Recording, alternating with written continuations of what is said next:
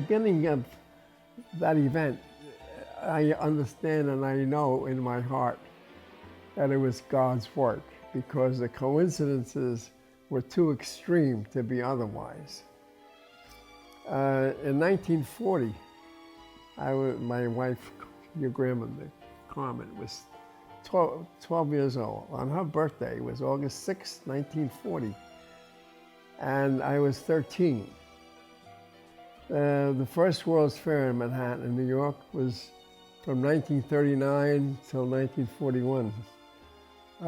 So the school gave a pass from the general organization. If you went to the World's Fair, you could get in for 10 cents. Otherwise, you had to pay a quarter. See? A quarter's a lot of money in 1940. So my friend and I decided we'd like to go to the World's Fair on that day. My mother, I had to clean the furniture first, but then after I did that, my mother said, okay, you can go to the World's Fair. Here's a quarter. I said 5 cents for the train to go, 5 cents to come back, 10 cents to get in with the GO, and 5 cents to eat. And don't be home late. Okay. So I said, but before you go, you better get dressed. No son of mine is going to look like a beggar. So go put your suit on. So I had to wear my uncle's cut-down white linen suit, pants and jacket with a shirt and tie. I'm 13 years old. I had to put on a suit. They said, otherwise you can't go. Mom was the law. So as they were about to leave, she says, with the 25 cents you can spend, here's $10. I don't have $1. I only have 10. Don't spend it.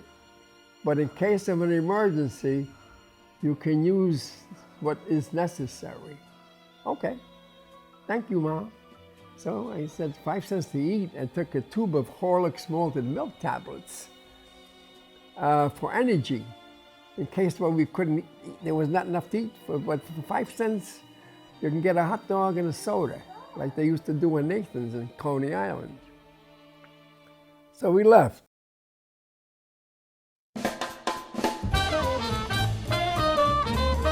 We got to the World's Fair, got in, and my friend and I were hungry already. So now we're looking around for a place to eat for free.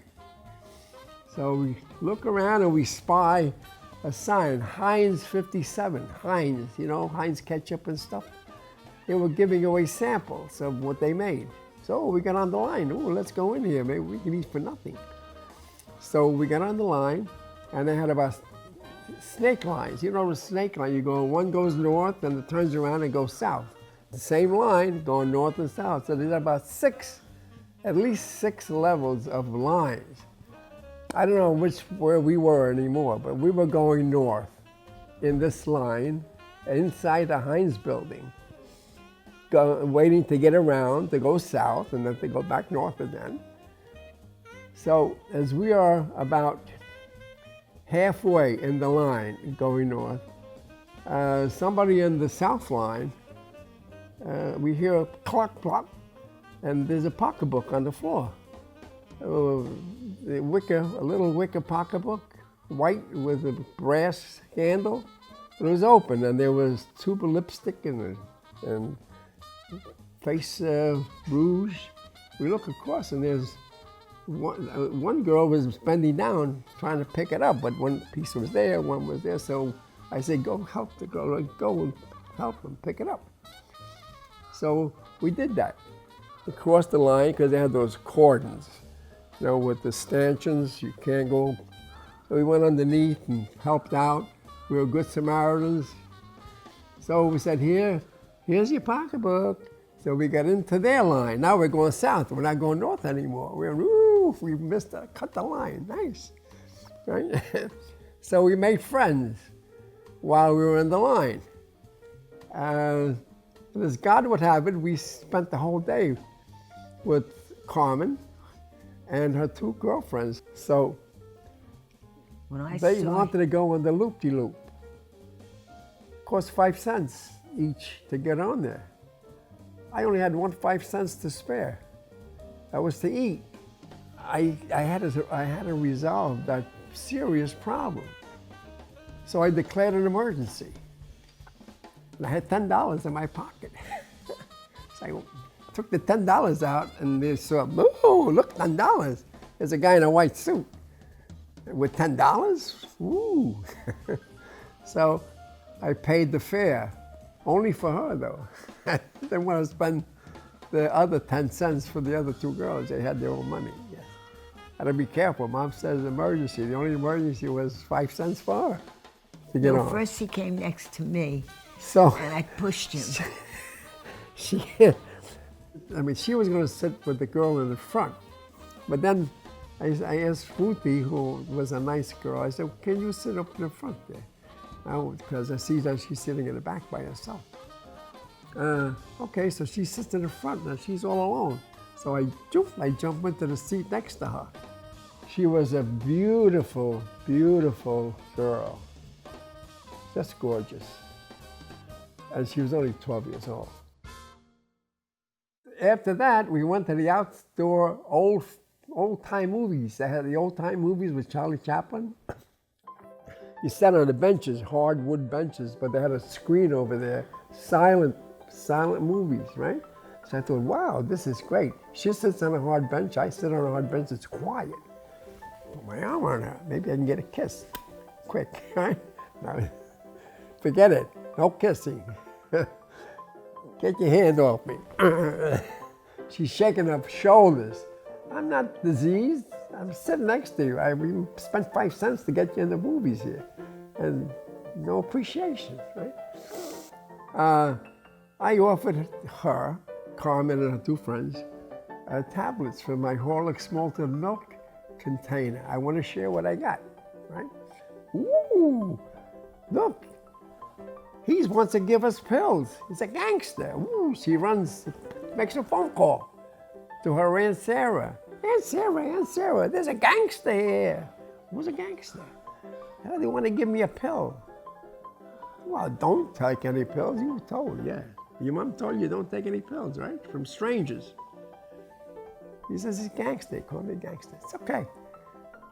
We stayed together all day.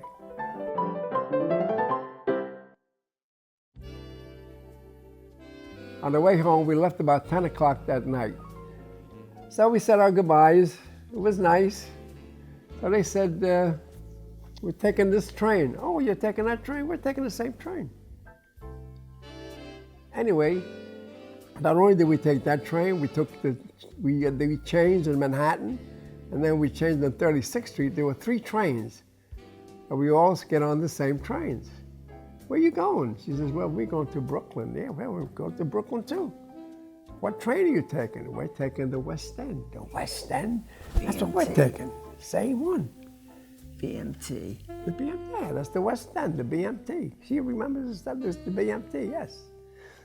Anyway, we got to the station where we had to get off, Bay Parkway in Brooklyn, Bensonhurst section, and they were going to get off at the next station. That's why I say that God had his hand in this matter, because I met this lady in World's Fair. At that day, they used to have a cash register to tell you how many people. There were over 130,000 people at the World's Fair. How can I meet my wife today, who was my friend by accident in the World's Fair? We only lived 5 blocks away from each other. We were looking for her with the bicycle the next day.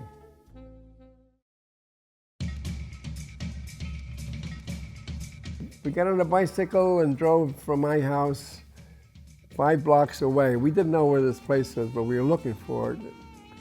And we realized it was only 5 blocks. And they were playing stoop ball outside, and my mother-in-law, Grace Palmer, Grace Peloso at that time, was sitting up there watching the 3 little girls. And she's sitting on the stoop, this little house on West 13th Street in Brooklyn.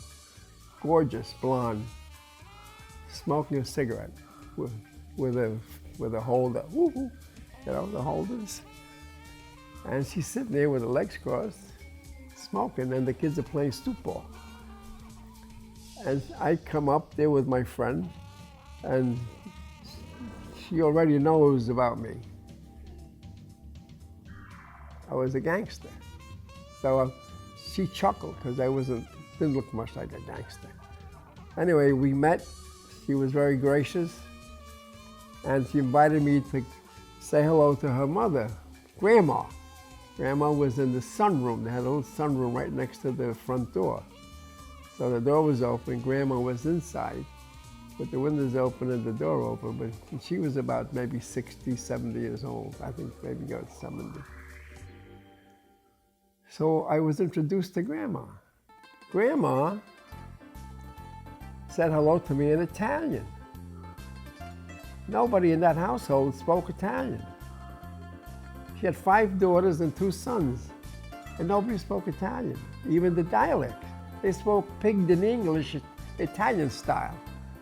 They made up the words and with hand motions and signals, they managed to communicate. You had your own language with Grandma.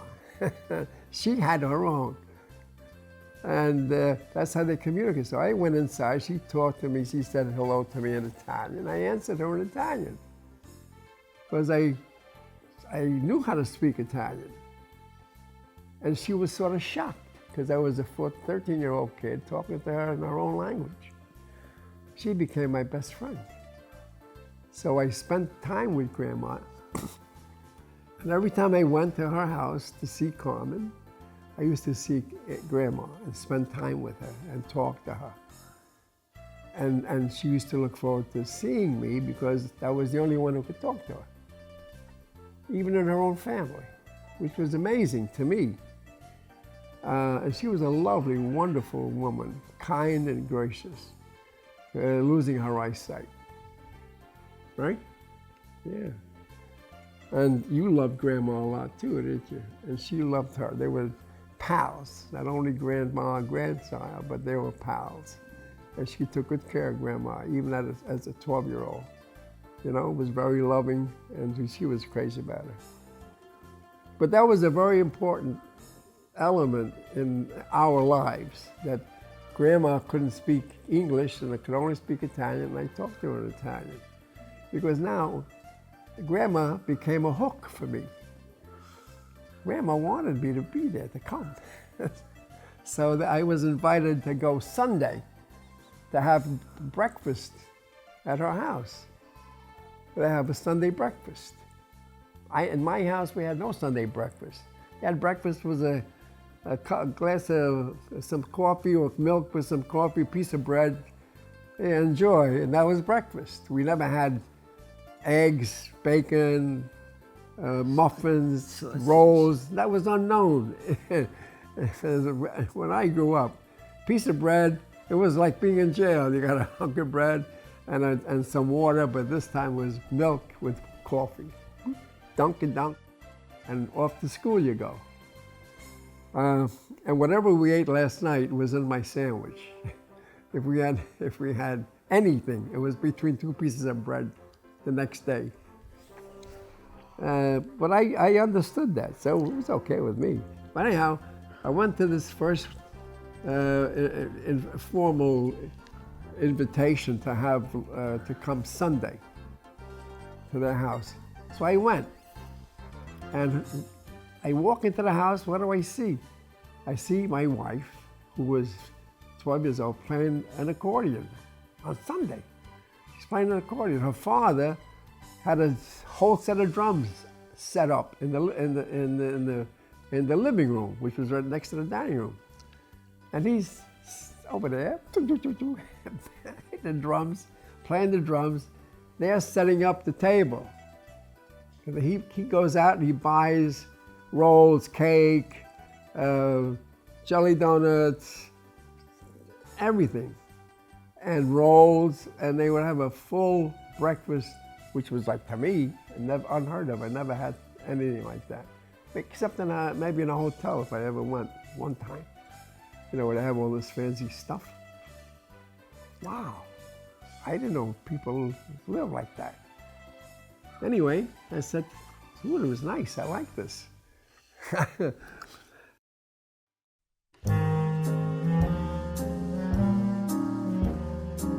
Carmen and I, from the day we met until the day when we met again after the war was over and I was back, we're never boyfriend and girlfriend. We were friends. We had fun. We had good times. We had, you know, we did a lot of music. We had friends that played the piano very well, and we got together to try to do a little band, right? But I didn't play any instruments, so I was not in the group. But we were friends, and we stayed friends. When I was away in the Army, once in a while I'd get a letter, and once she sent me a picture of her, professional picture, because now she's a professional person. You know, she's appearing in shows, and she's doing club dates in hotels, you know, in parties and stuff. She goes on tour with people from Hollywood throughout the country. She went to Florida and Miami to work, right? And I mean, she worked in nice places, but she was only my friend.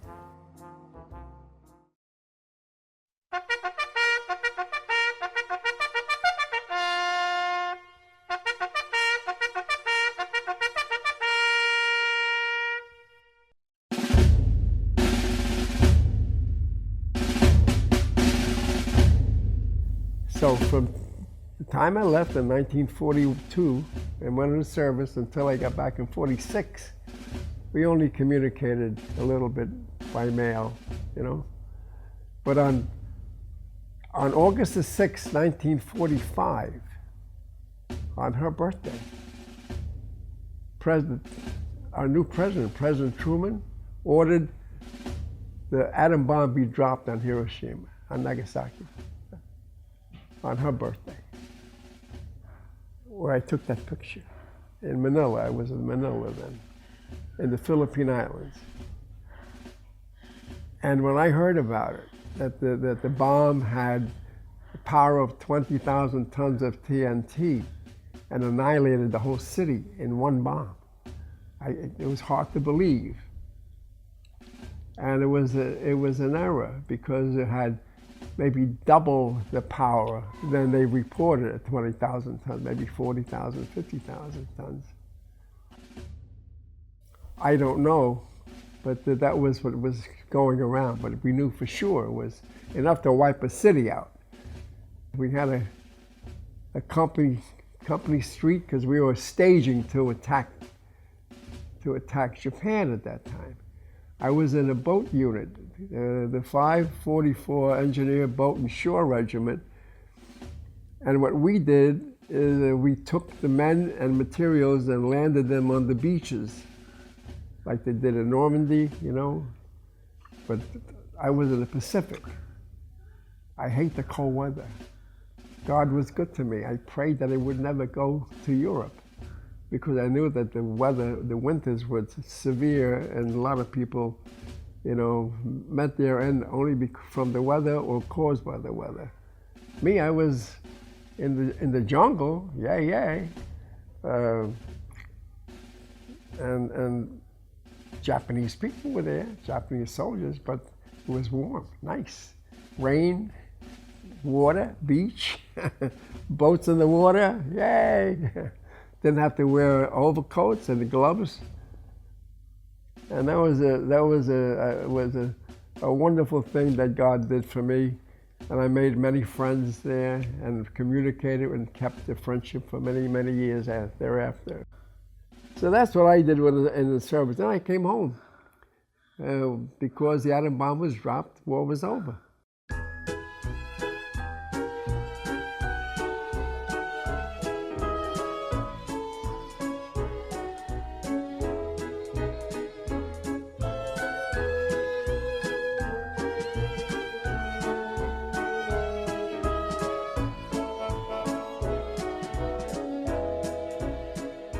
I got home, so now this is history, and I'm going to tell you about Grandma and I. I waited for her. She was in Florida. I went to her house to look for her. You know, I wanted to renew our relationship, which had gone stone cold for 4 years. And I didn't know what she did. I don't know if she got married, didn't get married, so I went there to say hello. And I found out that she's working in Miami. She's a singer and plays the accordion and plays the piano, and that's what she was doing out there. Right? Yes. So I said, when's she coming back? Oh, she won't be back until April. Oh, that's only 2.5 months. Okay. April comes, they go back. In fact, they went back before that. They go say hello to Grandma. So, because she was still there, she was alive, only she had now about lost most of her sight. But she was a wonderful lady, and I thought, well, let me go spend a little bit of time with her, because I knew nobody could talk to her. I mean, they could talk, coffee, sleep, food, spaghetti, sauce, you know, stuff like that, words that she could understand. And, so Carmen came home. When Carmen came home, she didn't call me. I just sort of would call up and find out if she's around. So there was a day when she was around. So I went around, since she was around. I was anxious to see her. I remembered only as a kid, and then the picture that she sent me, the professional shot. Nice. But she was a gorgeous, gorgeous woman. It took my breath away, how she had developed from a 12-year-old to now about an 18-year-old, right? 12, 18, maybe more, 19, 20. It was a long time. She was gorgeous. I was in love. I thought, when I met her the first time, but I was only 13 and a half. I'm not entitled to be in love, because it's too bad if you're in love. So I started to become more frequent over there, and we talked, and we sort of talked about the past a little bit, and Grandma was always there. Grandma is a very important figure of this story. Grandma it was my hook with my wife, because Grandma loved her, and she loved Grandma, and then Grandma loved me. She knew that I was the only guy who could communicate with her. My wife had 6 different guys who wanted to marry her, all in New York. All of them were stationed in New York. Different. One of them was a naval commander, handsome guy, 4 inches taller than me. I don't remember the rest of them, but they were all officers except one guy was a master sergeant or tech sergeant or something. Nice guys, all of them. Merchant Marine. Huh? Merchant Marine, the Coast Guard. Nice guy. Anyway, none of them could speak Italian. Nobody had a hook with Grandma. Grandma wanted me to be around for a long time. So she's pushing me a little and pushing a little on the other side, you know. Nice, but these guys were handsome guys. And they outranked me, all of them. So she drops the hammer on them and says that we decided we're going to get married. That's like a big blow to these guys. But she says, I'm telling you this because I'd like you to be in my wedding party. So the guys, 6 guys that want to marry her, wind up being the men in the wedding party for whom she got all the girls. And when we're in church, and I turn around, I see six officers that belong to the United States, various branches of service, are standing by as witnesses to my marriage, to my wife, who they want to marry. It was sort of bizarre in a way, you know. Only she would have the gumption to ask them. I would be embarrassed to death. But she had, and they all said yes. And they all came. They had to go rent tuxedos. I didn't get the tuxedos. I had no money. I had no money. I had my separation pay, and I had no car. Couldn't buy a car. Couldn't rent a car. Anyway, they were at our wedding party. I don't know how we wound up having a wedding because I had $165 to my name. But we said, okay, we'll get married. And we had a wedding. We arranged the whole wedding with no money.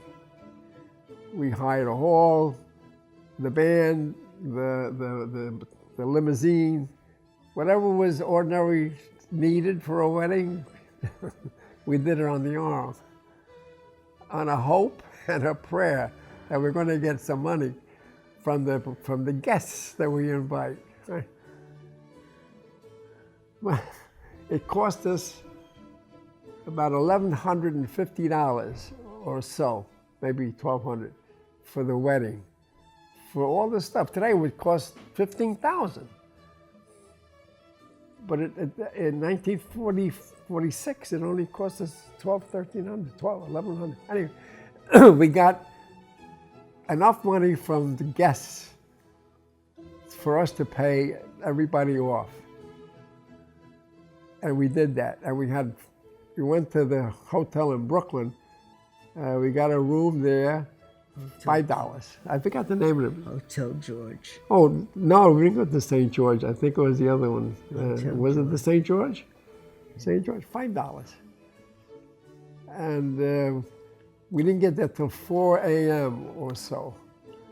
So we didn't have much luggage either, like a couple of handbags. Somebody bought me a suit. Anyhow, I didn't have any money. And I didn't get any money from my folks. They didn't say, here, get married. They didn't want me to get married. They said, go to school first, make something of yourself, and then get married. I said, that's not a good idea. Because by the time I do that, I won't know who to marry. Maybe nobody. So this was important to me. I didn't realize how important it was until it happened.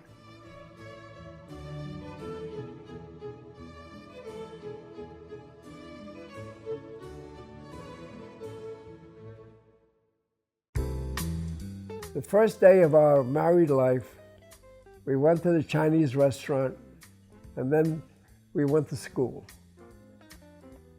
So I was going to Wagner College at the time. I couldn't go to any other college because I was on the VA.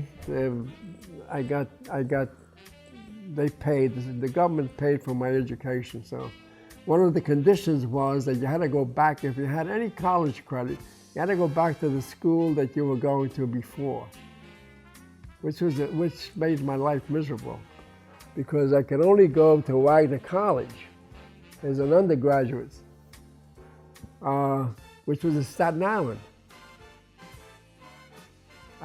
It was either that or nothing. We left Brooklyn, got on a train, got to the ferry, took the ferry across to the other side of Staten Island, took a bus, took the bus up to the school, get off at the main road, and then we had to walk about a half a mile almost.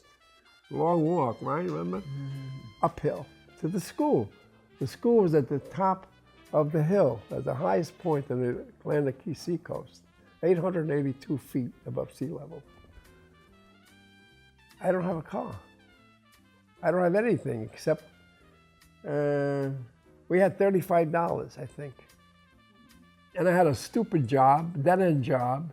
I worked for a law firm that was paying me $20 a week. And my mother was giving them the $20 to give it to me.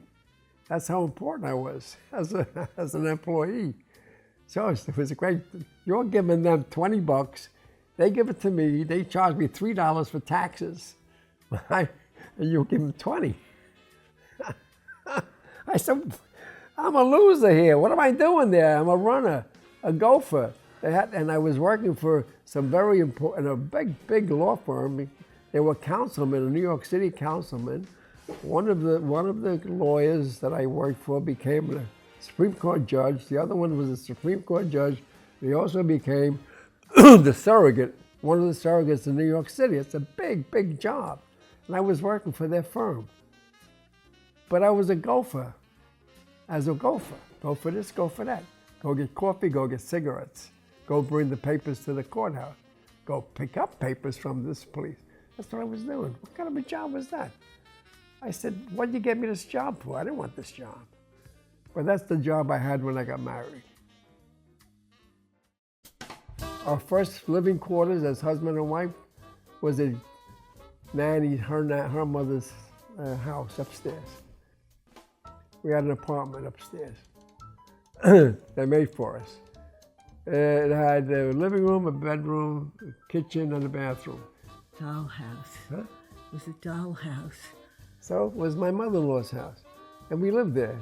And then we got to pay something, so they charged us $45 a month for rent. When we didn't have $45, they didn't take it. Then I got a job in my father's factory, because I had no time to go look for a job anywhere. I had this dead-end job making $20 a week. So I got a job as a presser. I didn't know how to be a presser. Never did this in my life, but I got a job. So I was a presser, pressing pieces of goods that were being manufactured into coats, ladies' coats. So my average salary then was about $95 a week. And that was what my salary was for 7 years, right? And we had babies. Philip first, Lisa second, Glenn third, Tracy and Linda. I made 5 of us. And 2 is 7. Now we're a big group of people. And the kids are terrific. They all love her. They're great people. It was fun though. We've had a wonderful journey together.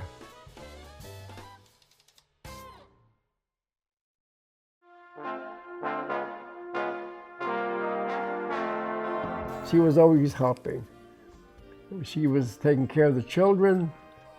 We made with what we had. We got a car. We had it for about 5 months. And then on the way home one night, we got rammed in the back. It was a beautiful Buick President. We had saved up $2,200 and bought the car, used. So the guy with no insurance creamed us in the back, destroys the car, total. We had the pickup, the guys that picked us up took us home. That's my car, it was a piece of junk. So we had no wheels. But we had each other, and we had the kids, and I was going to school. It was harder probably on her than on me. I used to go to work 8 o'clock in the morning. I start my new job, my job as a presser. I had a steam press. I had a 16-pound iron, and I had a spring attached to the top with a rod, so it would help me pick it up. Steam, right? I was opening up seams. They used to sew pieces together. I would have to open the seam up, you know. I lay it down, I open the seam, put the iron on it, now it's like one piece of, you turn it over, it's like one piece of goods.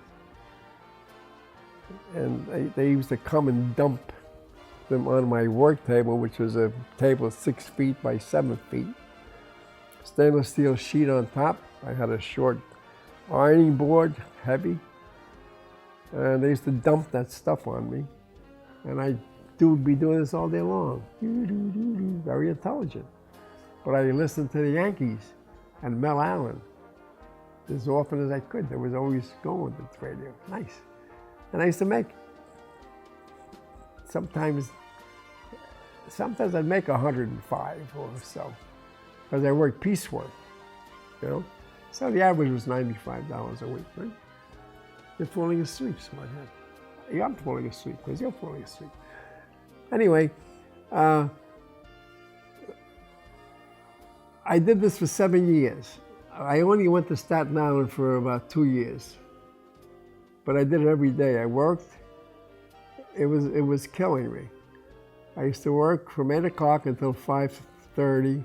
Then I'd leave, run to the train, take the train for 2 stations, get off the train, go downstairs, take the bus, wait for the bus, take the bus to the ferry, run to the ferry, wait for the ferry, get on the ferry, go across the Narrows into Staten Island. Then I have to go from the ferry terminal to the bus terminal to get on the bus to take me to the school.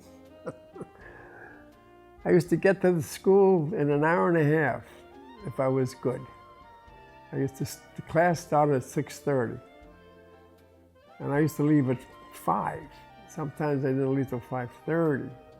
I said, I can't. My aunt used to do finishing my work so I can get the hell out of there and get to school.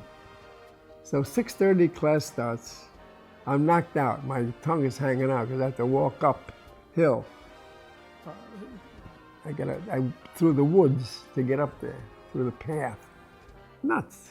Only crazy people like me. The government would not let me go to any other school yet. So after I did the year and a half, I appealed to the Veterans Administration to let me go to another school. I can't do it. So they said, okay. I went to St. John's University then. I was undergraduate at St. John's University.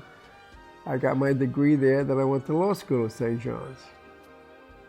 But I went at night. I could never go to like full-time school. And I graduated, and in 1952 I was admitted into New York State as a lawyer.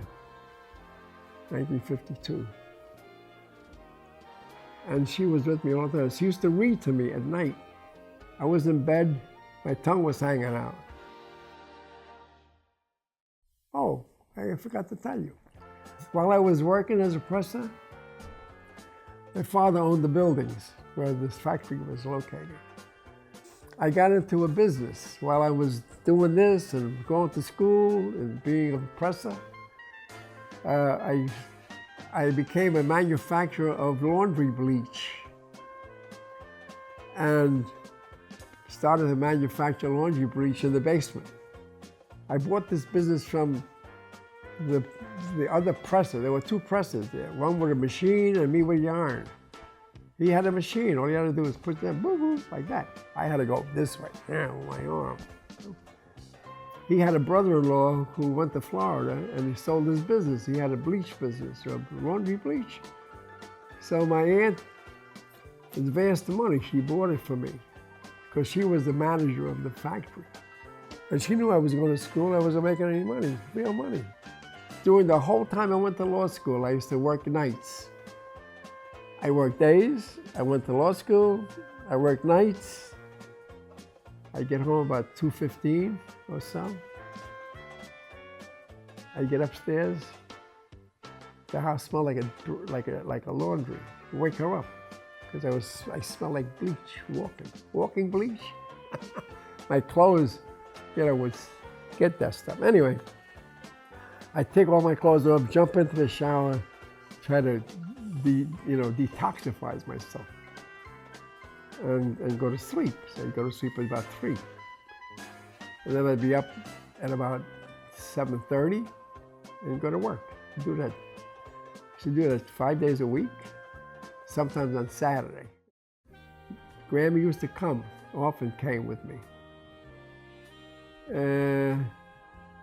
It was aggravation all the time because I'm always waiting. Sometimes I would be stuck in the ferry in the middle of the Narrows in fog because it was late, nighttime. And we'd stay there and the guy goes woo with the foghorn. And there's nobody on the ferry except me. And I lay down on the hard benches and wait to go. I never knew when I'd get, when you go in there. She never knew. I had never had a phone. We had no cell phones, And I did that. So I said, I never went to college. I went to night school. She would read to me because she'd put me to sleep. Anybody ever read to you? Anybody reads to anybody, you put them to sleep. Even the professor. I fell asleep one time in law school. I got in the class, I'm sitting in 2 rows behind the professor. I go out like a light and I snore. I was snoring. It was dead silence in the classroom. I woke up. It was silence, no noise. The professor was not talking. And later I realized I got conked, So, but I did make it, and then I passed the bar exam, first try. Yes, I was lucky. I know that God has His hand on us. He's got it, because all these things can't happen, and you stay together. She never complained.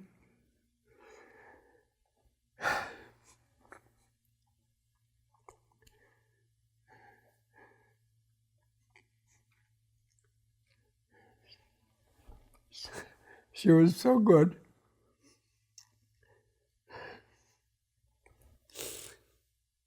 And she used to go to work.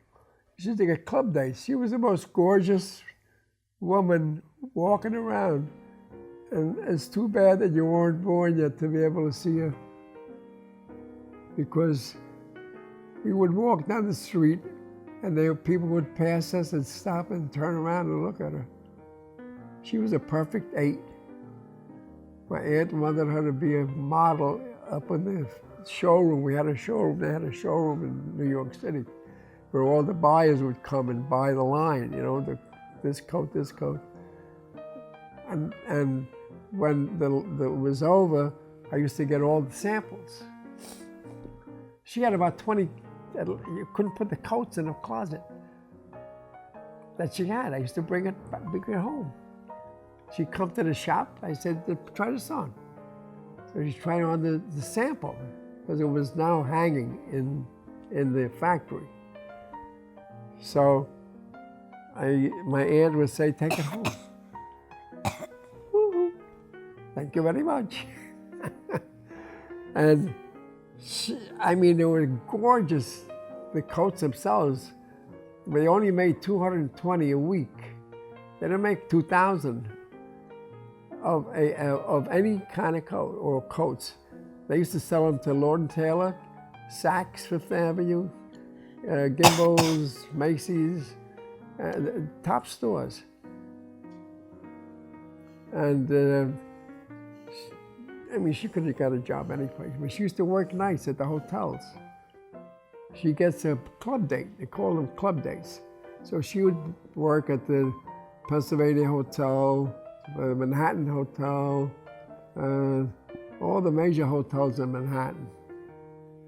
And she would work for 4 hours. From 10 o'clock, starting about 10, 9 o'clock, till about 1 in the morning, or sometimes 2. They would pay us from $75 to 100 something. It used to take me a whole week for me to make what she made in a couple hours. I used to go there and sit at a little table, cocktail table, and order a wine Kool-Aid. So I'd get there about 10:30. So she's working, and at 10:30 I'm sitting there with a wine Kool-Aid, about this tall. After a while, the waiters know who I am, and they don't bother me. to bring me another drink or something, because I can't afford it. I can only afford one. So I would nurse the glass for 4 hours, sitting there. She'd be 20 minutes on, 20 minutes off. Now, when she was 20 minutes on, there was other people there, right? And then there were a lot of guys there by themselves. They used to send her drinks,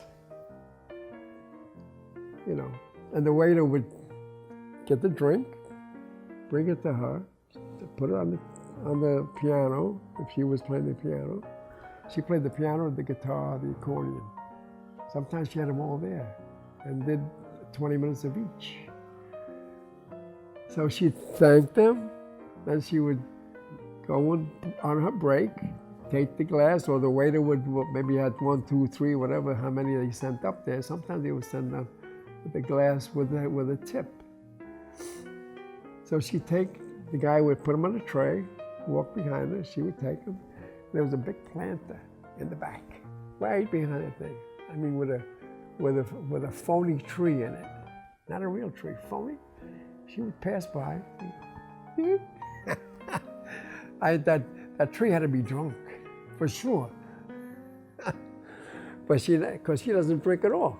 She doesn't drink, even to this day, she doesn't drink. She has a sip of wine when Carmine comes, right? Yes. And so I did that for every time she had a club date, except sometimes her father would go and pick her up and take her home. One time, she went to work and he went to the Brooklyn Tunnel. Something happens to the car at the Brooklyn Tunnel. So there's a policeman, right? Policeman who's at that time operating taking the money or something. It was a policeman, it was not an operator that's there. So he's a young guy. And she says, there's no phones, I'm dead, I gotta get to work. What can I do? Is there a cab someplace? He says, don't worry, honey. Here's my keys, here's my car. Take my car. I can take your car? Yes. I can take your car. She took his car and went to work. 2 o'clock in the morning, or whenever it was, I'm there with her, we're gonna go home. And she says, I have a car. You have a car? Yeah. Whose car you got? What car? So she tells me the story. She says, well, we gotta bring the car back. So we brought the car back. I don't know, it was my brother or somebody, because we lived in Brooklyn. And I went there with her. The guy was surprised to see a guy there. So he said, this is my husband, Phil. How you doing, Phil? I'm doing fine. Thanks for taking care of my wife. She appreciated it very, very much. She wants to thank you. Thank you. So she thanked him, and I got picked up back, and we left. These are anecdotal events that occurred from time to time. Once I took her to school at night. She came with me. I said, you don't have to come. No, I want to come, I'll come. Which is nice. So, Nanny took care of the children, because we always lived near her, either with her or near her. And we left. We were in school, in the classroom. And in the classroom, a mouse starts to run around the floor. They say, the mouse is a mouse. She's deadly afraid of mice and reacts. He stands up on the chair and stands up on the table, right? That was the end of the class. We never got the mouse. We got her on the table. And she's dancing around, because they're saying, look, mouse is under you. The whole class is having a great time with her, because she's really believes, because he saw the mouse, that it's around. So I told her, listen, there's no mouse. The mouse ran out. Let's go. Come on. No, I'm not going. She's standing on top of the table. Class has got mayhem. The professor can't do nothing. Everybody's teasing her. It's a disaster. So we got married, we moved to Brooklyn. We were in Brooklyn, we bought a few houses in Brooklyn, lived there for a while, then we left Brooklyn. But while we were in Brooklyn, I was a lawyer already now. While we were in Brooklyn, we lived in East Flatbush, nice neighborhood, bought a beautiful house. We had a few bucks. Now as a lawyer, I'm making some money. And I can say that the first year was 1952, I was admitted. 1953, I made $600 for the whole year, and it cost me $900. So I lost $300. I lost $300. But I don't know how we got along, I think, on the bleach business. And she used to work every so often. Even when we bought the house, she worked. So anyway, I started to represent people, and one of my clients owned the seaplane base in Brooklyn. Seaplane base, nice. So I represented him. I took flying lessons. I learned how to fly. Pretty soon I bought an airplane. Pretty soon I was representing guys who wanted me to represent them, but they had no money, so I took their airplanes. Now I had 3 airplanes because I represented 2 guys who gave me their airplane each. I had no money. I had some money, but not enough money. So now I own 3 airplanes, seaplanes on pontoons. I now have learned how to fly. I bought an airplane from an Eastern Airlines pilot. Grammy doesn't like airplanes. So there was the first serious conflict. She doesn't like airplanes, I'm flying airplanes. He's telling me, don't ever take my son in your airplane. Don't take any of my children in the airplane. I said, why not? I don't want you to take my children in the airplane. Okay, I won't take the children in the airplane. My son Philip came down to the airport, to the seaplane base, not an airport, seaplane base. He wanted to go up. I said, I can't take you, because Mom said I can't take you. So my friend Pat Palazzi is standing next to me, he says, you don't take him, I'll take him. You'll take him? Yeah, I'll take him, okay. So he puts him in his airplane and takes him up for 15 minutes. So I never broke my promise to her that I would not take him up. I never did. But he got his first seaplane ride. And then I'm working, this is now in the heyday of my seaplane life. I'm living in Brooklyn, 5 minutes from the seaplane base. I own a house there. She doesn't want me to be there. So I have to make a choice about flying or not flying. I was going to buy the seaplane base. I had a terrific deal with the Gulf Oil to buy the seaplane base. They were going to sell it to me. And I tell her about it. Oh, I don't want you to have the seaplane base. I said, I can get it. I can get it. I represent the guy, I can get it. And they'll sell me the whole thing, all the land around it. I could afford it. I wanted to buy it. She said, no. Okay. 2 weeks later, I'm working in my office. I get a phone call. Somebody from Connecticut is calling me. Doctor. I said, what? Doctor from Connecticut? I don't know anybody in Connecticut. Mr. Alba? Yeah. Are you Mr. Alba? Yes, I'm Mr. Alba. What can I do for you? How did you get my number? Oh, I'm calling you because I want to buy your airplane. You want to buy my airplane? My airplane's not for sale. He said, do you own an Aranca Chief 2-seater with a 90 horsepower? Yeah. Well, I see it in Flying Magazine, it's for sale. Flying Magazine? I never put her in Flying Magazine. My wife bought from my flying magazine that I had at home. She called the publisher and put an ad in the paper selling my airplane. Nice, huh? Yes. You know that you did that, right? Yeah, don't fall asleep on me. I know it's a long story, sweetheart, but don't fall asleep. I'm telling you my life story. I know. And you had a hand in it. Anyway, I didn't sell this guy my airplane. I just sold all my airplanes. I got rid of all of them at one time. And we left Brooklyn and bought a house in Nassau County.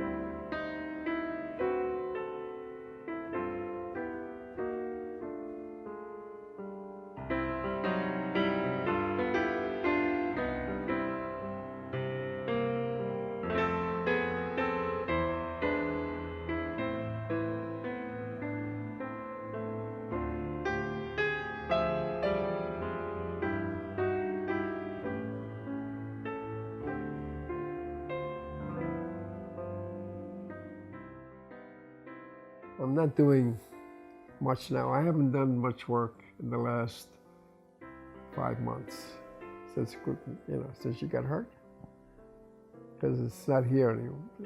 My concern is my wife, and she's done fantastic.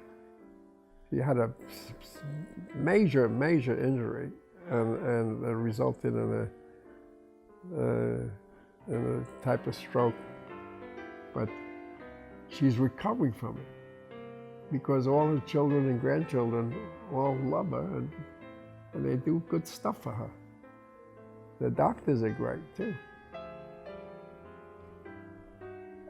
3 years ago, I was in very bad physical condition. I had been in poor condition. I didn't know what it was, but my cardiologist told me to get my things in order. Nice. Get the things in order. And I said, you told me I wouldn't hesitate too long either. Very encouraging, I would say. But he also said that there's a procedure that is available, but this is a new procedure. So I'm going to suggest to you that you might consider it. So the doctor, my cardiologist said, I suggest you see this physician. He's a surgeon, he's a heart surgeon. So I did. And the heart surgeon suggested that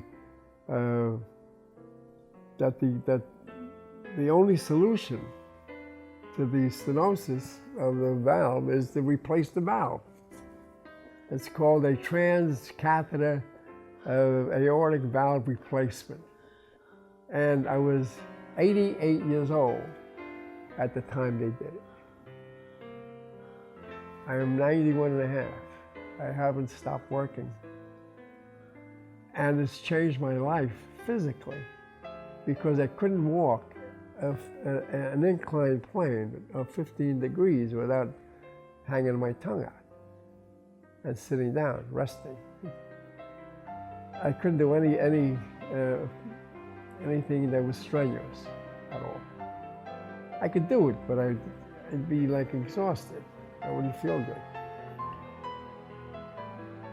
It changed my whole life physically because now I can do everything that I used to do a long time ago, and I do it, and I'm doing it, and I'm still working, and I'm not like losing my mind, and I'm not exhausted. And you became a celebrity. Yes. Overnight. I have a lot of fun with my wife, right? We don't fight, but we laugh. There's nothing in the world that I would not do for this lady. And I want to get her picture. I want you to look at her picture when she was 28 years old. It was Glenn was born, yeah, about 28. Because you were 21 or 20 when we got married. But I got to show you this picture. This is a picture that was taken by a photographer in Chicago when Carmen, my wife, was stepping off an American Airlines airplane and she was there to do a TV show. So if you could give me a moment, I'll just go get it and run right back, okay? Yes? You go get it? No, I'll get it. It's in her room. Yeah. Yeah. Okay. And it's got Phil's on one side.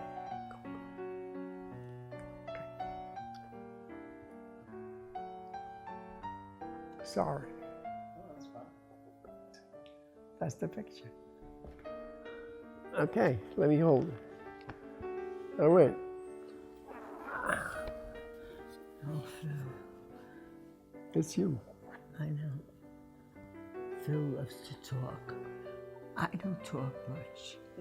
I like to listen. It's very interesting. This is a picture of Carmen Renee. And that's the name that she used at the time. But this is my wife, Carmen, who is now Carmen Alba, and she's next to me. But I want to show you this photograph. She's 28 years old here, and she's pregnant, 3 months, with my son, Glenn. Glenn was a hellraiser, nice guy, but there's nothing that he wouldn't do or couldn't do. But he was always a lot of fun and a great guy. Regular family guy. That he is. Yes, isn't he? And he's a great cook Oh yeah. and loves to He's shop. He's a great father and a great cook Oh, yes. and a great husband too. Oh, yes. And I'm a Well, this pretty is good Carmen, wife. and this photograph was taken in Chicago in 1952 or 53. She was stepping off an American Airlines aircraft. On the steps, they used to have a gangway. They pushed the gangway to the door of the airplane, and then you walk down the steps for people that remember that. Now we don't do that anymore. And she was holding her beret on her head because there was a gust of wind. Chicago was known for the windy city. There was a real gust of wind that was going to blow her beret off, and she went with her hand to hold it down. So it's about as natural a picture as any photographer can ever get, not posed. But this is my wife, Carmen, who I love dearly. She's been a great, great wife, mother, and grandmother. She's been just wonderful. You've been pretty Very, good, too. very outgoing. My wife took care of our neighbors' kids when I was away. I'm working in the Empire State Building in New York City, and she's home in Elmont. Carmen is a loving daughter. She was an only child, and you think that she'd be, harebrained, but a lot of times only children get so spoiled that you can't handle them. But I could never say that this was a spoiled child. She was warm and gracious and happy and loving, always. Even now, she tolerates me, which is a big surprise. And I tell her every day that I love her more than ever, and I love her more and more every day And I as the love days you go too. on. Oh, so let's kiss one kiss. What? One, One kiss. one kiss. Yes. Come on, good. And then no more talking. Wait. No more talking, Phil. Good. Just one We'll be kiss. here all night. No, just one kiss. One Okay. kiss. Okay. I can't find you. Wait a minute. All right, and then no more. No more kissing? I'm tired. You're tired for a kiss? I give you one kiss. Just one kiss. No sex. Oh, no. Give me a kiss. Yay, I got a kiss from her. I'll tell you the story that never ends. She is so much fun. My important things in life were my kids and my family and my wife. She's been at my side all the time.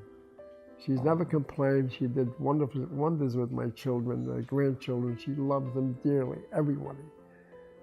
And shows it, you know. We have 5 wonderful children. They have their own families, they're all married. And they have their struggles, and they have their happy moments, and I'm sure tense ones also. My children, I love them. I think they love me. You don't have to tell me, hey, I love you. Okay, I know, you don't have to tell me today. They always do. But I tell her all the time, because I want her to know, and not that she's going to forget, but I want her to know that I remember it every day. Yes, and I'm so thrilled that God has made it so that she's recovering. Phil has been a wonderful husband. Couldn't find any better, the way he took care of me. All men should treat their wives the way he treats me. He's a pain in the neck at times, but he's a beautiful, beautiful man. And I never could ever forget him. Well, that's a nice thing to say. Well, it's the Nice thing to truth. say. Oh, can I have a kiss? Of course. One kiss. Oh, one kiss, only one kiss. Yeah. No more. No more kisses. She says, no more kisses, no more talk. You talk too much. I say zipper it for no Zip more. it. Put the zipper, zip. I just want to tell them about the little boy and the little girl. Oh, but besides that, my wife has a short story, and No, I used to sing this in the whenever I choir. ask her for a kiss, she says just one kiss. Right? Just one kiss. Why just one kiss? Because of the story. There's a story. Can my wife tell the story why she only gives you one kiss and I got to ask for it? A little boy and a little girl in an ecstasy of bliss. Said the little boy to the little girl, please give me just one kiss. The girl drew back in great surprise. You're a stranger, sir, said she, but I will give you just one kiss when the apples fall off the lilac tree. The boy felt very sad at heart.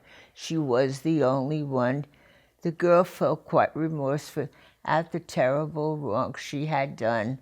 So bright and early the very next morning, she was quite surprised to see his little sweetheart standing in the garden pinning apples on the lilac tree. And that's a cute, cute, cute, cute story.